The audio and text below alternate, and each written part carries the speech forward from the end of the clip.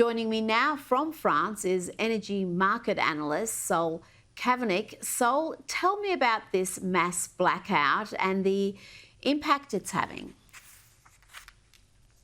Well, as you highlight, there's it's still early assessments exactly the primary cause here, although the fragility of the system, particularly at this time, and the level of ancillary services, including inertia due to the high renewables penetration at the time, may be one of the primary causes. As I sit here, I'm in one of the countries which has a very strong nuclear industry, which is in fact growing. Here in France, where things have tended to be a little bit better.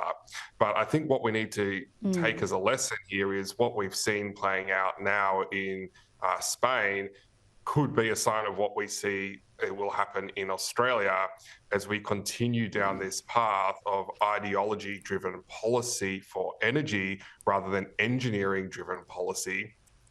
And that, for example, has us seeing our Energy Minister Chris Bowen still targeting an 83% renewable mix by 2030.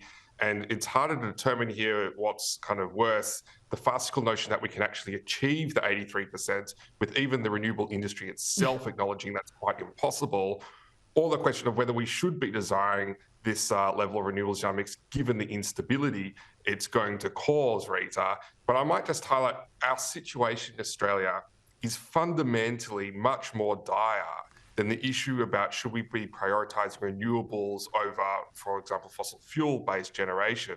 The problem is we actually need more of both, but instead we're seeing declining investment across the board in every single type of generation mix in Australia. Coal is worse off under the last 3 years, gas is worse off, and renewables are worse off. Renewable penetration growth dropped to record lows last year. And that's because the green activism, the green overregulation, and the red tape facing our energy sector hits every single part of our sector. It is hurting investment in everything, including renewables. So instead of having an all of above approach, we have a none of above approach to our energy mix, and it's causing energy prices to go up. Now, given the direction we are going in this country and the energy mix we have, the focus on net zero emissions and renewables, what does that ultimately mean for our manufacturing sector? As we have increased energy costs and particularly increased energy reliability with now 3 near misses in as many years, the sector that feels it first is always going to be our manufacturing sector. And that's because when you have energy shortages events, from a political perspective, you're never going to see a government want people's lights to turn off. So what happens is you get load shedding in the manufacturing base. You've got to remember, Australia, we have high safety standards. We have high labour rates. And these are things are good and we should be proud of. But the reason we can have a manufacturing sector where we pay people well and have high standards is because we have a strong advantage in our energy resource. And that energy advantage allows us to still compete internationally, even with higher labour costs and standards. And the problem we face now is we are losing our economic competitive advantage of having a strong energy base and a low-cost energy source in this country. And that's eroding our competitive advantage that we've had for 40 years, which has allowed us to have a higher standard of living. And as we're starting to see government policy more and more prioritise green activism over the livelihoods and jobs of particularly blue-collar workers in Australia, they're the ones who are going to get hit first. We're already starting to see jobs being lost. Oceanoglass shut down last year after 170 years of operations. This is the high-tech manufacturing we want more of in this country. But instead, we're seeing it lost, and higher energy prices and higher energy reliability is one of the leading causes of the loss of our manufacturing sector. Now, you're in France at the moment. It's a heavy user of nuclear energy. We're told in Australia that nuclear is not commercial, it's not viable. What do Anthony Albanese and Adam Bandt, Chris Bowen, what do they know that the leaders in countries like France, Sweden, US, Finland don't know? Because they and many other first world countries are increasing their use of nuclear power whilst we sit on all this uranium, we export it, but we don't use it for cheap nuclear power here. or even expensive nuclear power here?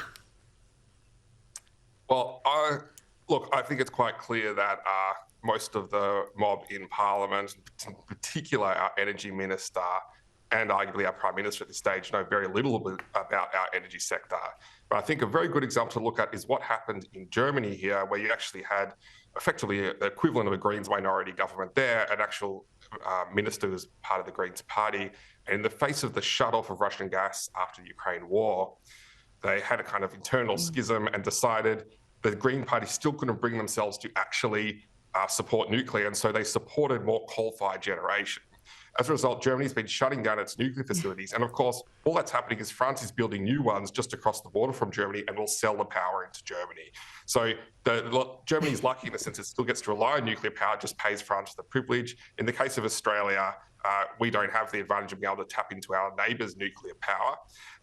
But if you want to have a strong, again, blue-collar workforce, manufacturing base, and all of the economic and national security benefits that provides, having strong, stable power supply with very low marginal cost is a critical component of that. We've had it from coal for decades. We're now losing that from coal, in part driven by policy, which is making it no longer viable. It cannot be replaced with renewables any time in the next decades at least.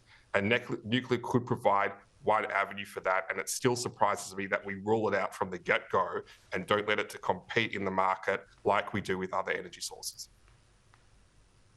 Now, before you go, if you had one bit of advice to impart to Energy Minister Chris Bowen, what would it be? Well, at this point, the best thing that Minister Chris Bowen could do for the energy market is to resign his position. I think, thankfully, if he's either going to lose his seat in this election or even if he stays in his seat, I think Labor's probably going to axe him from this portfolio. We have not seen such an incompetent and high level of ineptitude from an energy minister in decades, and that's a really low bar across both parties, right? We've seen a level of arrogance, not refusing to engage with his own industry, allowing funding by the government of green activists against approvals of this own government, still adhering to ridiculous things like renewable energy targets and carbon emission targets, which everybody knows are impossible to actually achieve, and having the hubris to not actually even recognize the problems he's created in order to fix them. And, I speak to major investors in this sector who've been unable to actually get a meeting with the minister in their sector this entire length of this government. And that tells you everything about what Minister Chris Bowen actually stands for and his willingness to actually talk to the key people in this market to try and fix the problems he's created. Saul Kavonic, thank you so much for your time tonight. Thank you.